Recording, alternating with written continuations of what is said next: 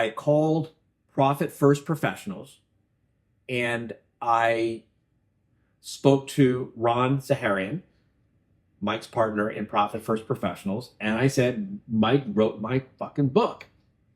And Ron said, did you write the book or did you just think about writing the book?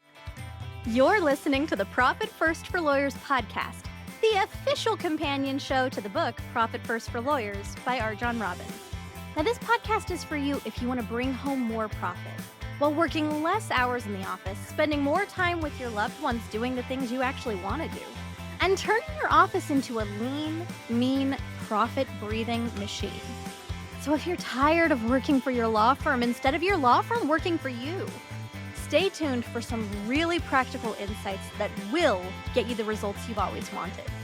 It's time to put your BS aside for the next few minutes and put yourself, your family, your firm, and your profit first. Welcome back to another episode of the Profit First for Lawyers podcast. I'm your host, Carly, and today we're closing out season 2 with a very special return guest. We are talking to the co-founder of Profit First Professionals, Ron Saharyan. Now, you may remember Ron's first interview with us at the end of season 1, which of course we've got linked below in our show notes if you'd like a refresher. Now, we've talked about so many valuable concepts this season that I felt it only made sense to bring Ron back for our grand finale. This interview was so fun, and it's going to get you fired up about your future if you're already using the Profit First system, and for the possibilities of your future if you haven't yet implemented it. And I can't wait to dive in, so let's do it. Here's what happened when I spoke with Ron. Let's roll it. Ron, I am so happy to have you back on another episode of Profit First for Lawyers. I know when you were here in season 1, you actually made such a large impact on me. And for anybody who Oh, missed that episode, we'll link it in the show notes. But I have had your quote on my wall, and I took it down okay. just for today, that says, "Do what you say you're going to do, buy when you say you're going to do it, and do it 3% better than expected." That's kind of been my mantra for the last Awesome. Thank several you. months. Yeah, thank you. I am How's it been working? honestly fantastic. I feel like room for improvement for sure, as always. It's an ever Hmm. climbing battle, or ever climbing hill, right? But I feel overall more confident and more assured in my own capabilities, which was a benefit that I wasn't expecting. Minimizes procrastination. You're getting stuff done sooner probably too. I am definitely getting a lot more things done sooner. And I feel Mm. like my overall capacity has been expanded anyway. So thank you so much for that. It Awesome. I'm glad I definitely was able to provided an help. impact. Yeah, Yeah. so I'm really excited to see what we're learning today.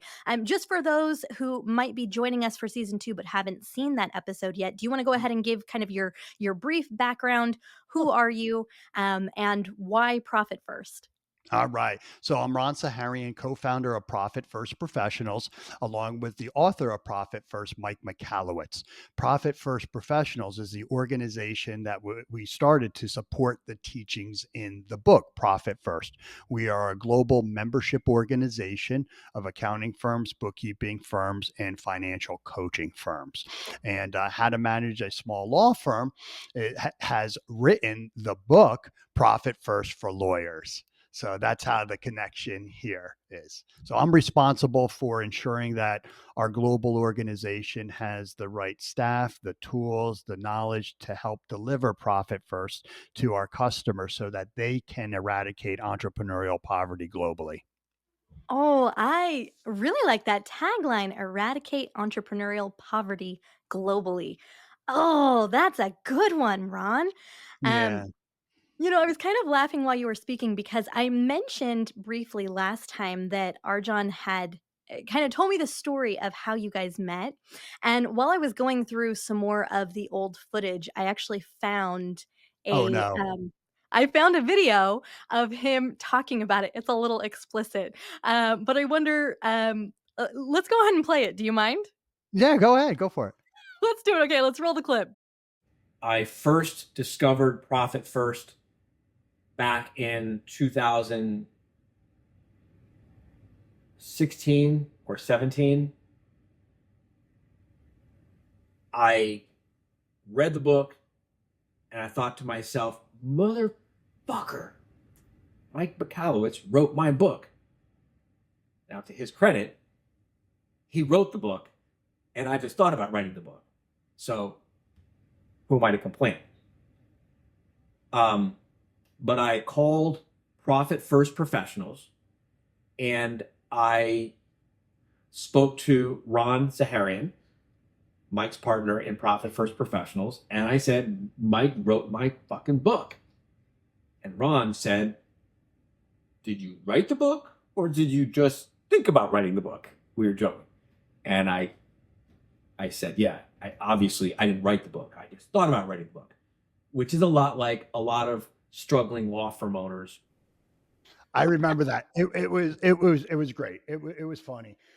If you know RJon, he's a personality and he's great and he's not shy. And so like I was a little taken back at in the beginning because I didn't know the guy. And he's like, Mike wrote my book. And he was like, fuck, Mike wrote my book. I'm like, no, did you actually write it? It was funny. It was funny, but you know what? That's not the first time I've heard that either. Because it's not a lot of entrepreneurs and visionaries like RJon and Mike have great ideas, tons of ideas. They're inventors, if you will.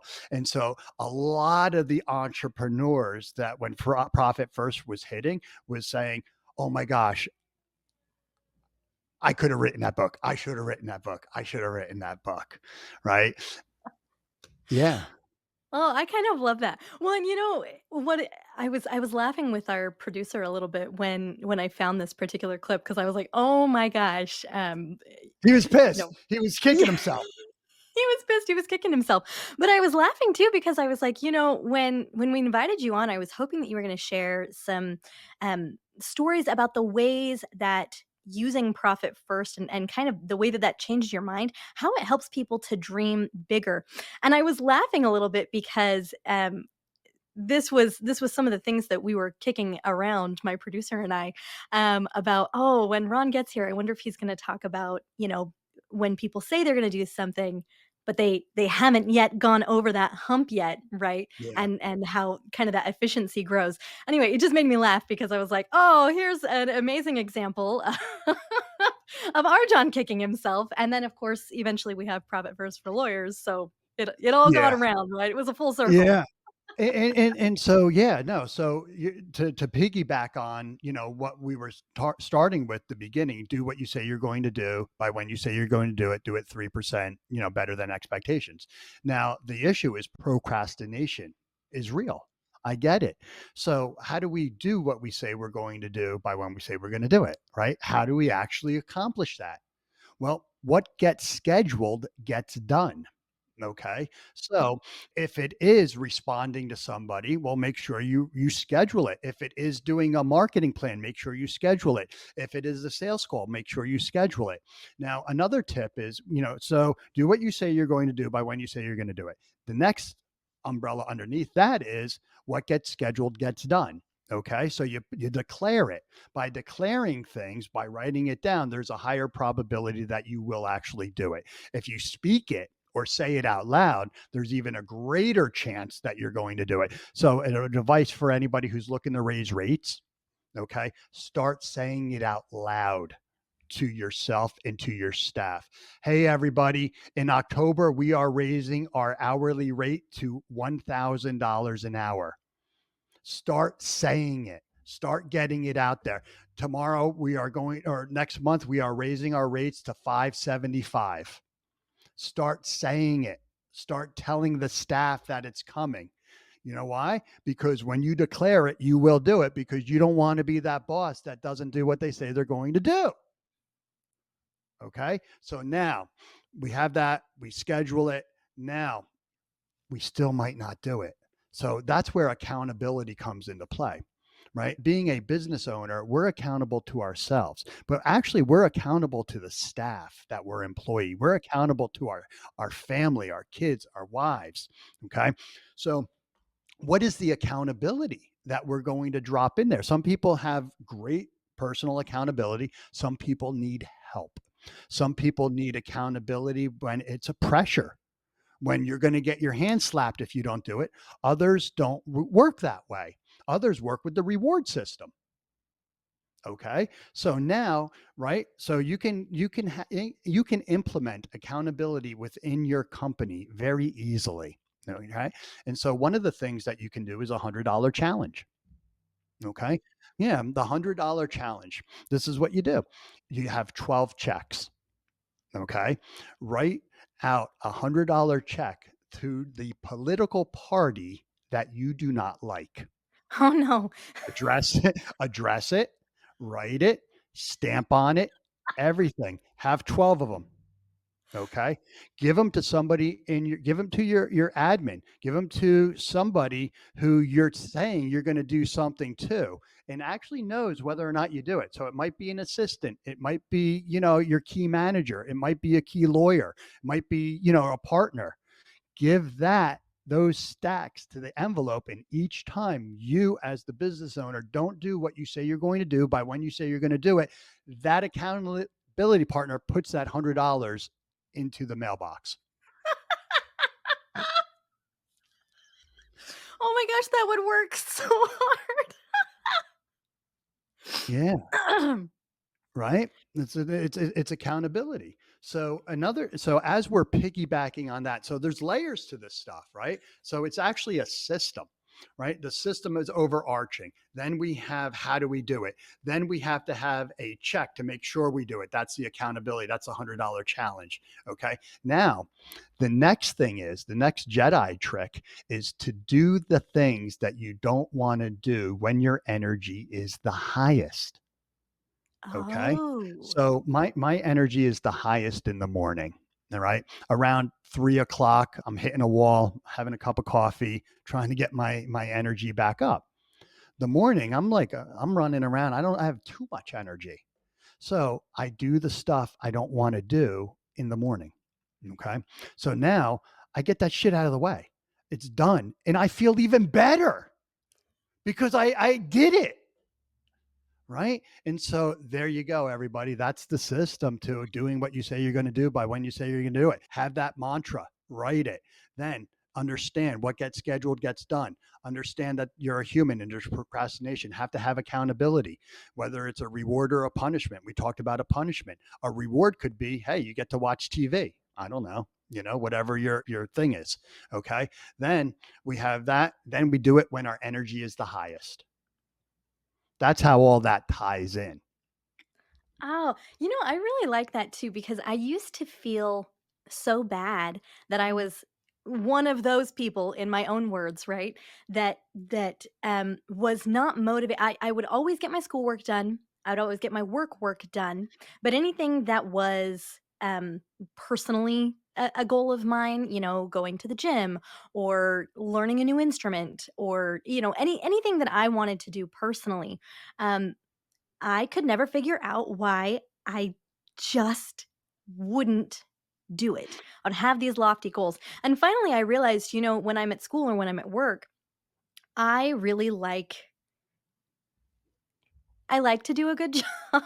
Yeah. That sounds so terrible. But I know if somebody's counting on me to do it, I'm gonna get it done. But if I'm the only one counting on myself to do it, then it gets really hard to motivate myself. And so I had to start taking classes. I'd be like, "Yeah, sure, I could learn how to do this on my own, but if I really wanna go to the gym, I need to pay for a trainer. Or if I really wanna learn this Yes. instrument, Oh, you're I just speaking 'cause I my won't do it language. by myself." No, and that's why you want to work with a certified profit first professional, right? Because the book is conceptually simple, right? All we're doing is taking a predetermined percentage of money and putting it in a bank account. The devils are in the details, man. And I don't think anybody should just be reading the book and doling out advice, let alone a lawyer trying to do finance, right? Like I could read a book on how to be a lawyer. Is that something that a lawyer would recommend? No. Right? So law firms, stop doing your own books. If you're a practicing lawyer or attorney, stop it. Make the investment. If you're doing your own marketing, as an attorney. Stop it. Open up a marketing account, fund it, right? You got to start thinking like a CEO, not a lawyer. Same thing in the accounting world. You're not growing companies because you're not thinking like a CEO. You're thinking about it like a lawyer and like an accountant, like a doctor. No, if you want to thrive, if you want to grow, then you have to think like that. But there's nothing wrong if you want to stay in your practice and be an owner operator. But don't complain that you're too busy. Don't complain you're not making enough money, because that's your fault.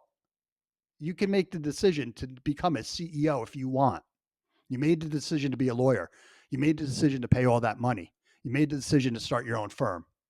You may not like your firm, but you have every opportunity to change that by working with, how to manage a small law firm, implement profit first. It's the combination of those two that are going to rocket fuel your law practice.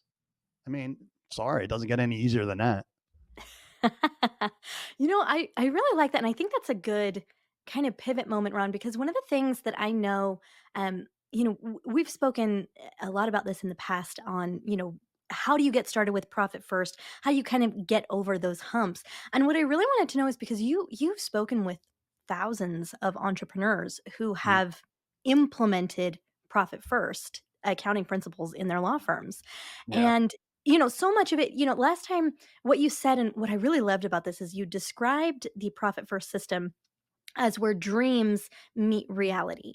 And that really stuck with me. And what I was kind of thinking was, you have spoken to thousands of entrepreneurs who have ended up implementing it. And what is the kind of the trajectory that you've seen Yeah. for those businesses? So yeah, thank you. There's a couple of things that happens. There's a physical thing that happens to the human when we do implement profit first. There's physical things that are happening, right? The first thing that is happening, there's the uncomfortableness of something new, right? They feel that hesitancy. Once they come over that, then they work with a profit first professional and we come up with a plan. Now, what happens is there's relief because a lot of business owners never had a plan before on how to manage their cash flow. So now they have the plan. Now they're executing the plan. Okay, which means they're moving the monies, they're doing their allocation. This is now empowering. They're empowered. You see their back straighten up. You see their confidence level gets up. Often, this is the first time a business owner is in control of their money. So now they have a system, they have relief. Okay. They're executing it. They're empowered. What happens next is that they're now focused, truly focused, windshield approach to growing their business because the system's taking care of what's going on in the back. So that's what's happening with the body whenever somebody experiences profit first. What happens from a financial standpoint, statistically speaking, most people who implement profit first are going to realize a slight uptick in the amount of money available to them. They're Mm, also going to see a reduction of expenses. That happens almost immediately. Then, as they're working it, they're starting to see the percentage that's going out the door being swung into their pocket. They're starting to see a consistent pay in salary. They're starting to build up profit and they're looking forward to a bonus. Okay. So this is all they're looking forward to things. They're looking forward to growing their business. Now they're paying themselves consistently. Now it's their first quarter. They take a profit distribution, they take a share. This is like the big boys giving stock to people who are buying their companies on the market. That's why you're doing a business for profit. You're paying yourself a dividend. Okay. So now you have that. This is the first time that you've rewarded yourself sometimes on profit. So now the system is taking over. Okay. Now we're having fun. Now, okay, we're doing this. Maybe we're a year into it. We've seen our percentages grow. We're having here. Now we're like, now how do we use profit first as a growth tool? We fixed the mhm. situation. Now Now we're turning it into, how do we use it to create core capital? How do we use it as a hiring technique? How do we use it for prepare for elder care for our parents? Right? How do we look to be more charitable? How do we look to, use it to provide, education? Okay. And so there's so much more that once we stabilize a company and start growing and the system's taking care of itself, we start to see business owners not want to sell their practice. They enjoy liking it again. They enjoy having fun. They're now redesigning their package with purpose. Okay, they're redesigning their pricing because they've realized what the mistake they've made in the past. Okay, too short of pricing.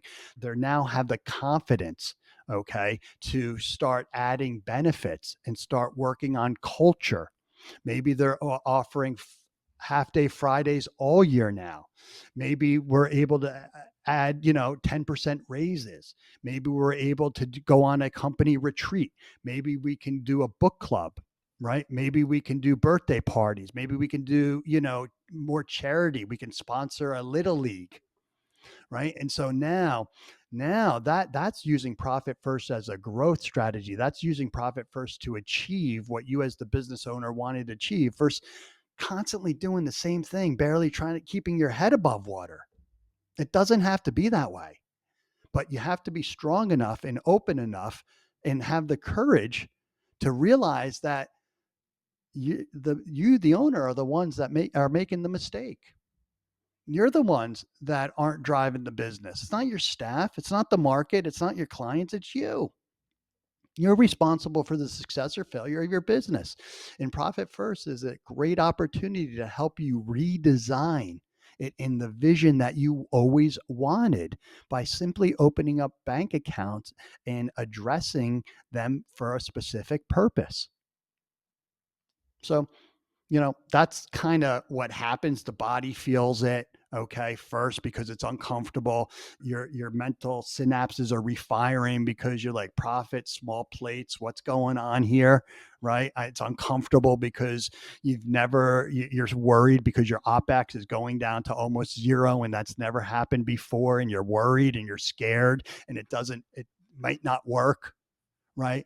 You might have maybe you did a little bit too much of a percentage, bit off more than you can chew, and now it's not working and the system doesn't work and you abandon it. No, lower your percentages, guys. When you're starting with profit first, start small. Start small. Start building that muscle memory, right? I'm not going to go to a gym if I haven't worked out in 10 years and put 300 pounds on the bench press and try to do it. It'll crush me.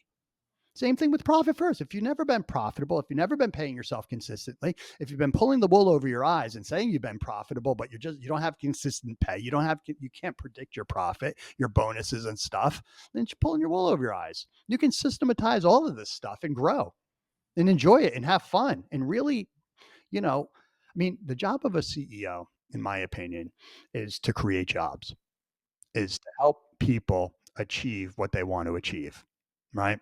That's what it's about. Of course, I want to achieve what I want to achieve. But if I can help Liz, if I can help Mike, if I can help the other staff, Billy Ann and everybody, if RJon, you accomplish what you want, man. So think about this. If business owners can pay themselves first, if not more, have a war chest of cash, regardless of what their liabilities are, have a focus on profit. If that profit is even 3%, 3.5%, that business owner can pay down debt. They can celebrate the health of the company, or they can hire. When small businesses can hire, people have jobs. When people have jobs, it relieves the stress from the home life. Yeah. Oh, Ron, so many thoughts, so many thoughts. But I will say, like, I felt that in my body as you were speaking. I don't even own a business, Mm. right? But just that painting of a future where giving yourself this opportunity leads to more opportunities and leads to more opportunities from there, right? That it's not just about growing your own personal bank account, it's also about giving yourself the opportunity to make your business better, right? Make your staff's lives better, your clients' lives better, your business overall, right? The world, the economy, right? Like as business owners, you are bringing more jobs, more opportunities to the market. And there's this whole snowball effect that it seems like happens when you shift your mindset to becoming more profitable, right? That having a more profitable law firm gives you more opportunities to provide. Yes, and there's nothing wrong with profit. I get it from all different angles sometimes. Profit, ew, profit, ew, profit, ew. You know, get over it. With profit, that P, that capital P, sales minus profit equals expenses, that P is representative, of course, not only a profit, but the owner paying themselves, profit, tax for Uncle Sam, security. We're talking 3 to 6 months of core capital at home and in the business. And how about purpose, mission, vision? Let's take care of all that stuff, then run the business, right? And so it's not, profit is not ew. Profit makes the world go round. There are a lot of people that make a lot of money and have a lot of profit and they're dirtbags. But there's also a lot of people that make money and are very charitable and give and help and want to do good. And there's more of those people in the world than there are negative. So if we can help those good apples accomplish what they want, they're going to spread more good. Yeah.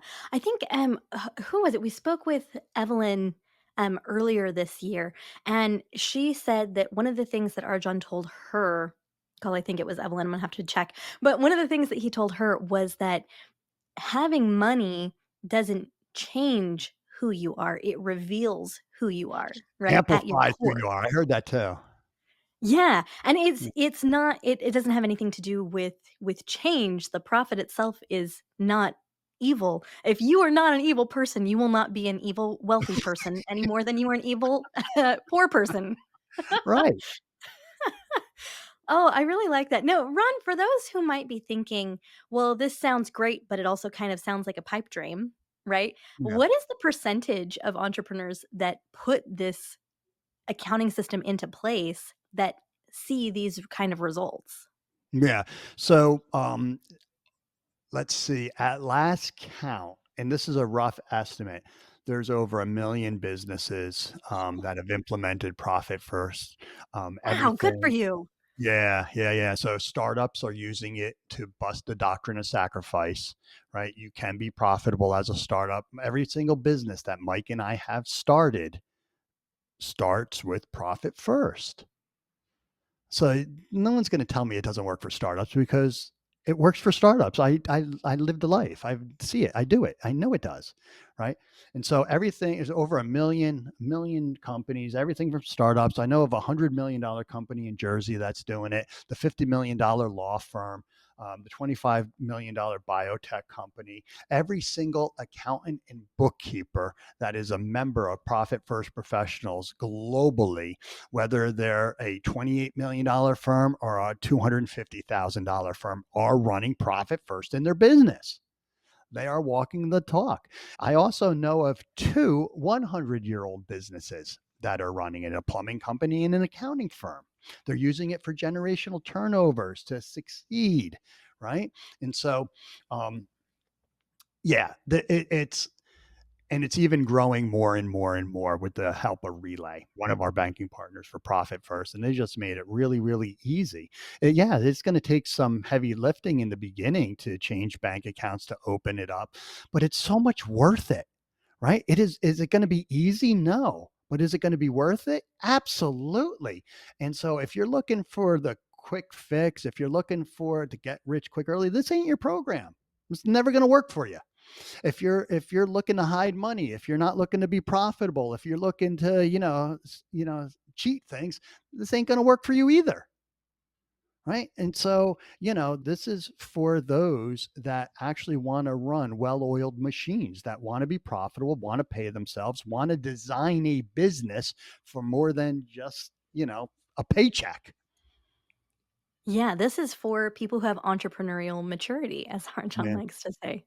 But it sounds like, Ron, what it sounds like you're saying is that out of the million businesses that you know that utilize Profit First, you don't know any that it doesn't work for so long as they're following the principles. Yes, and here's the thing, you know what? You will find accounting firms, will find entrepreneurs that will say profit first doesn't work.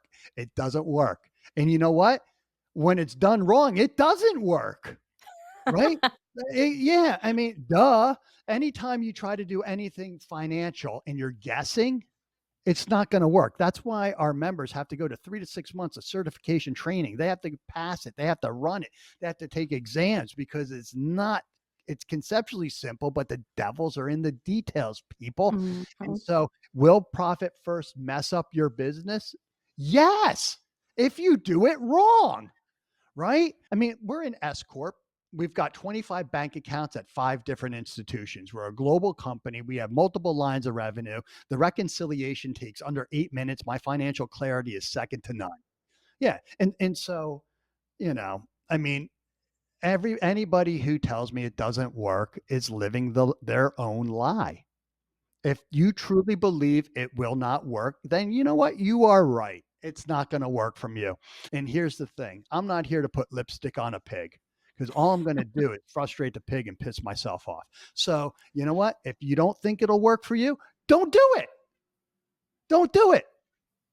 Keep enjoying the way you're running your business. If you don't have the right system in place, you're going to be making the same mistakes you perpetually have been making. You need to break that cycle. Every business owner if they're in a cash crunch, we will figure out a way how to get money in the door. We will figure out how to pay our bills. We might sacrifice ourselves first, but we will figure it out. Okay. But what we didn't figure out was the fact that we need to prevent us from making the same mistakes that we have been making. The only way you can interrupt those mistakes is by implementing a system that will guide you on making the proper decisions. And that's what Profit First is all about, making the smart decisions because you have cash flow clarity. And I don't know any business owner that does not want cash flow clarity, does not want a system to help them allocate their money with purpose, mission, and in a way that is meaningful to help them design their business to achieve what they want. Yeah, period. Yeah. Oh, Ron, that was so good. That's so good. Is there a question that I haven't asked you today, but that comes up a lot in your members that might help those who are listening? Is there a piece of advice that you have that I haven't thought to ask that would be really helpful for our listeners? What's my favorite account? What is your favorite account? I'm glad you asked. The tax account. The tax Oh, the tax account is my favorite account. Okay. No one likes paying taxes. I hate nope. paying taxes. I have some good CPAs available to me. Mike and I do everything we can to minimize our tax burden. Okay. So, but because we're profitable and it is what it is, we have to often write that check. And so here's the thing. I'm not writing it out of my pocket. I'm not writing it out of, my savings or anything like that. I've got a war chest of cash earmarked to say, screw you, Uncle Sam. I'm ready for you. And here you go. And I overfund it. I overfund my tax a little bit, okay, just in case. And that way, if I do overfund it, it automatically goes to profit. No big deal. If I incur expenses, it's down a little bit, so that's great. But the tax account is my favorite account because it's basically no one likes paying taxes because they usually don't have the money, right? And so I look forward to it because I have the money and the money is earmarked for it. And I play a little game with myself. It's like, haha, Uncle Sam, you can't, I got, because I'm making all the money I should be making. Whereas most businesses make all the money they think they should be making and they're giving some of it to Uncle Sam. They're giving it away. Well, that money isn't theirs to begin with in the first place, but they're treating it as their own. The tax account treats it as their money to begin with. So I don't have an emotional attachment to it. Oh, I like that too. You know what? That it makes me smile a little bit because the one thing, I don't know, maybe this is a weird thing that only I do, right? The one thing about advancing in your career or in your business and having to start pay taxes rather than getting a refund, Yeah. it's like you don't get that bonus money.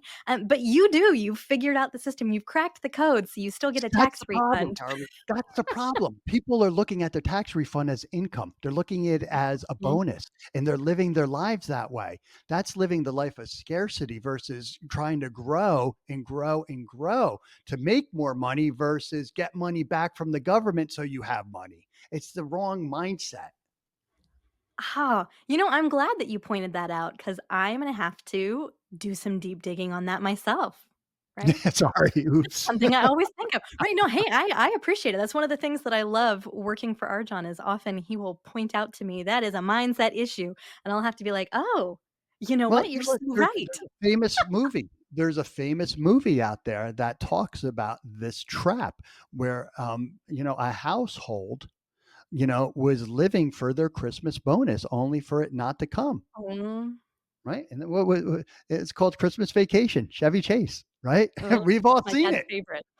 Yeah, and that right. He's been living on his year-end bonus, looking forward to his year-end bonus because that's how he was going to be paying for Christmas. They didn't make a movie like that because it's not true. They made a movie like that because people are living that lifestyle then and today still. Don't look at your bonus. It's called a bonus. It's not called salary. Bonus is what you live the fun on. Salary is what you pay your bills with and stuff like that. Profit is what you use to have fun. Yeah, Yeah. BYOB, right? Bring your own bonus. Yeah, right, and that's what we celebrate every quarter in our Facebook groups and in our other forums. What are you doing with your profit bonus? People have bought houses, people have gone on vacations, people have sent people on vacations, people have bought lawnmowers, people have bought cars, people have funded this, done I mean, you name it, I mean, to buy one of our members built her dream house, paid cash for it. Took her years as a profit first professional, but she was squirreling it away, squirreling it away. Other people pay down their mortgage free. So there's so many ways that profit first can benefit a business owner, especially if you have the vision and the time. Oh, that is so great, Ron. I think that this is going to provide a lot of value for our listeners. And I wonder if I can let me pivot now. Yep, sure, go ahead. Okay, this is something I love to ask that is separate from what we've speaking about so far. And the question that I love to ask people who come on this show is what's one thing that you, Ron, have done for your life fairly recently, whatever that word means to you, that has brought tremendous profit to your life? And not necessarily financially, right? Personally, professionally, whatever. What's one thing you've enacted yourself? I took up trout fishing. Oh. Yeah. Yeah, so I took up trout fishing, maybe about a year ago, and so, like, this year is, like, my first or my second full year, fully geared, fully doing it, getting out in the open, spending time finding the holes, and it's just, it's nice, it's fun, it's brought me joy and it's profit, I mean, it's something yeah, so that's what I've been doing as of late of new of, things that are, outside of work. Oh, I do really like that though, because Mm. I think it really speaks to kind of that freedom, right? That profit is not always the tangibles. It's not always the No. financials. It's the what brings my life joy, what gives my life that spice and flavor, as my producer likes to say, right? What brings you Yeah. spice and flavor to your life? Well, I Um, mean, I'm a car guy too. So, I love driving cars and, doing all that fun stuff and, of course, traveling. But, a lot of it has allowed me to spend more time with my family. mm. That's what really it brings me the most joy is the fact that it's been designed in a way that anybody in this organization can do whatever they want for family first. So after this, I'm going home, going to be spending time with my daughter. So we're going to Oh, be done at 3. Oh, that's so great. I'm looking forward to my daughter coming home, as a matter Yeah. of fact, also. Right? I Um, mean, that's what it's about, and, I don't know how old your daughter is, mine's 13, and she's already has a couple of years of envelopes under her belt. Been teaching her she knows Profit First inside and out. She's got her own envelopes, she's got, her envelopes, one of them is charity, one of them is savings, one of them was Lululemon, but she realized how expensive that was after she bought some of it, and now it's like makeup or something, but she has her book. She has her literally her little folder. It's got a bunch of envelopes on it. One of them says gifts for friends or something like that. And whenever she gets money, she puts it in those envelopes. Whenever she wants to do something, well, you got money. She doesn't ask us for money. She might a little bit, but not really, not like a normal 13-year-old would. Um, and so, she understands the value of it. She really understands the value of money. And so, not that in a way, but in an abundance way, that it's a tool that you can make it, that it does grow on trees, that it is an abundance and you can go out and get it. yeah. Yeah, I'm really glad you brought that up, because my daughter has several piggy banks, and she just puts money in whichever one she feels like that day, but I've never thought about having her split them up in, "Here's your savings, This is and a here's your gift. profit." This is a gift from me to you. Send Please. me your mailing address. This is Profit First for Kids. It's my money bunnies. I don't know where my camera is. So I'll mail Oh. you a copy for your kids. Oh, Ron, that would be so nice. I 100% would, because 'cause I'm always thinking, "Man, And you how do know I what? make Here's a this moment gift. delicious?" I got another copy for one other person who's listening to this show that says, I want a copy of my Money Bunnies. All they got to do is email you and you tell me where their address is and I'll mail it to them. Perfect. All right. First person who emails me, podcast at profitfirstforlawyers.com. Send me your mailing address and I will pass that on to Ron so he can send you a copy. Ron, that's amazing. Thank you so much for being willing to do that. Yeah, my pleasure. All right, folks. Well, I think that's what we've got for you today. Ron, thank you so so much for coming on again. I feel like we kind of took a journey between dreams and goals and tactics, that I think this is going to be really really impactful and very helpful to the listeners. So thank you for coming on and You're answering welcome. all of my random questions. I love it. Thank you. Keep doing what you're doing. Until next time, everybody, may the profits be with you. Thank you, Obi-Wan Kenobi. We'll see you. There are so many ways that Profit First can benefit a business owner, especially if you have the vision. I hope that was really valuable for you, and that what you've taken from this whole season is a recommitment to your goals and your wants and dreams and wishes. That you have the power to attain the things that you always wanted, whether that is paying for a house in cash or taking up trout fishing. If you can dream it, you can plan it. And if you can plan it, you can achieve it. And that's what we've got for you this season. If you haven't yet read Profit First for Lawyers, or if you haven't implemented Profit First, what are you waiting for? Consider this your sign to take action right now. Let this moment be the moment that your future self looks back on and thanks you for. And if you need any help getting started, reach out to me at podcast@profitfirstforlawyers.com and we'd be happy to help. We hope that you found this season valuable. And if you haven't had a chance yet, please visit our page at profitfirstforlawyers.com/action to download our free resources, which I have curated just for you. And if you don't want to miss out on even more Profit First content during the break, you can also sign up for our newsletter on that page. I write it myself, and I'll keep in touch. For now, we're all rooting for your success.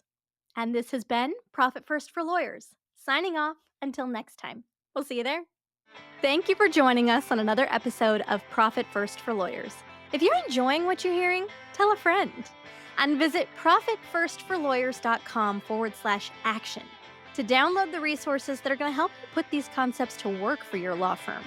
Your future self will thank you for it, and we will see you next time.